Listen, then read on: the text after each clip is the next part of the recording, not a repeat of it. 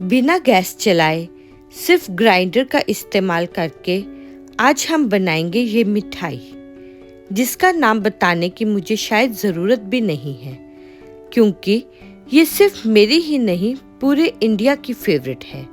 तो चलिए बनाते हैं। एक ग्राइंडर जार में 1.25 कप काजू डाल लें और इसका पाउडर बनाएं, लेकिन ग्राइंडर को पल्स मोड पर चलाइए, नॉर्मल मोड पर नहीं, क्योंकि काजू में अपना ऑयल भी होता है और अगर हम इसे लगातार पीसेंगे तो वो ऑयल बाहर आ जाएगा, तो पेस्ट बन जाएगा।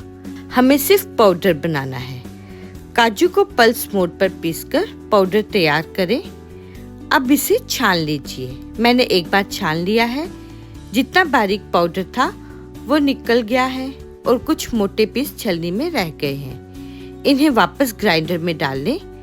उसी पल्स मोड पर दोबारा पीस लें और फिर छान लें। ध्यान रखें, काजू पीसने से पहले वो रूम टेम्परेचर पर होना चाहिए, क्योंकि गर्मियों में अक्सर हम ड्राई फ्रूट्स को फ्रिज में रखते हैं और ठंडे काजू से अच्छा पाउडर नहीं बनता। दूसरी बार छानने के बाद भी कुछ मोटे पीस रह गए, तो चलिए एक बार और पीस लेते हैं। तीसरी बार पीसने पर और छानने के बाद भी थोड़ा बहुत बाकी रह गया, पर अब मुझे नहीं लगता कि ये और पीस पाएगा, इसलिए उन्हें अलग रख देते हैं। किसी न किसी डेजर्ट में तो ये काम आ ही जाएगा। अब चीनी लें। 1 कप चीनी ग्राइंडर में डाल लें और पाउडर बना लें। चीनी को पल्स मोड पर पीसने की जरूरत नहीं, इसे नॉर्मल मोड पर पीस सकते हैं। चीनी को भी छान लें। जो बारीक पाउडर है वो नीचे चला जाएगा और जो मोटे दाने बचेंगे उन्हें फिर से पीसकर दोबारा छान लें। यहाँ एक जरूरी बात, चाहे काजू हो या चीनी, दोनों का पाउडर बिल्कुल बारीक होना चाहिए। चाहे आपको 2 बार पीसना पड़े या 4 बार, लापरवाही ना करें। अब छलनी में डालें 1/4 कप मिल्क पाउडर और 1 छोटा चम्मच इलायची पाउडर। इन्हें छानना जरूरी नहीं, लेकिन मैंने फिर भी छान लिया। अब इन सबको अच्छी तरह मिलाएं और 1 छोटा चम्मच देसी घी डाल दें। अब इन्हें हाथों से मिलाकर आटा जैसा गूंथना है।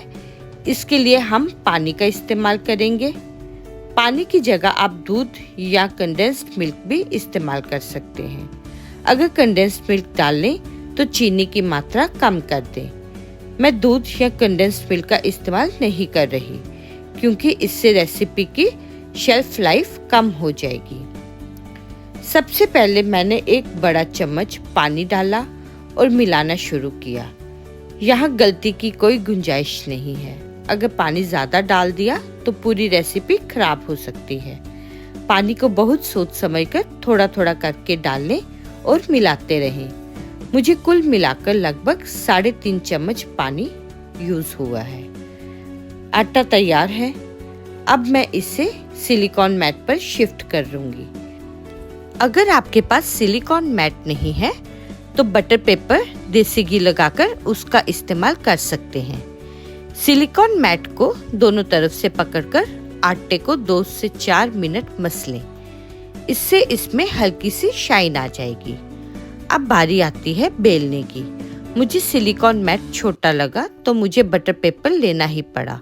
उसी पर देसी घी लगाकर आटा रखें। ऊपर से एक और बटर पेपर से ढकें और बेलना शुरू करें। हल्के हाथ से हर तरफ से बराबर बेलें, कहीं मोटा और कहीं पतला ना रह जाए। हम सबने काजू कतली तो खाई ही है, बस उतनी ही मोटाई रखें।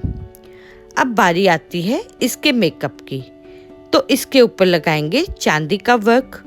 वैसे ये रेसिपी का हिस्सा तो नहीं होता, यानी कि आप ऐसा नहीं कह सकते कि इसके बिना रेसिपी अधूरी है। पर हाँ, जहाँ तक मिठाइयों की बात हो और त्योहार का समय हो तो चांदी के वर्क के बिना किसी भी मिठाई का श्रृंगार अधूरा सा लगता है। तो आप लगाना चाहें तो लगाएं, वरना स्किप भी कर सकते हैं। अब बारी आती है इसे काटने की। वैसे तो आप काजू कतली को किसी भी शेप में काट सकते हैं, पर इसकी एक अपनी पर्टिकुलर शेप होती है, जैसे कि डायमंड शेप। तो चलिए वैसे ही काटते हैं। ये कोई मुश्किल काम नहीं है। अगर आपके पास एक स्केल हो तो इसे काटना बहुत आसान हो जाता है।